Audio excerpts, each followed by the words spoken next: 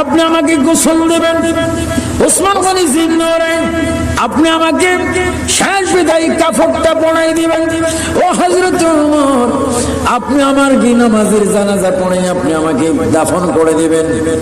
তবে আপনাদের তিনজনের কাছে আমার দাবি, মক্কা মদিনার কোথাও আপনারা আমার জন্য কবরের জায়গা করবেন না, কোথাও আমার জন্য কবর বানাবেন না। হযরতে ওমর বললেন, হুজুর কবর যদি না করি জানাজা পড়ে আপনাকে আমরা কি করব, কোথার মধ্যে রাখবো? সিদ্দিক আকবর বলেন, ওমর, ও ওমর, আলী, ওসমান, শোনো, আমি আজীবন নবীর গোলামি করেছি, জীবন দিয়েছি, প্রাণ দিয়েছি, সবকিছু দিয়েছিলাম, আমার নবীর জন্য কোরবানি দিয়েছি। আমার মৃত্যুর পরে মক্কা মদিনার কোন কবরস্থানে আমার জন্য কবর করবেন না। আমার লাশটা দয়াল নবী জিন্দা নবী রওজা মোবারকের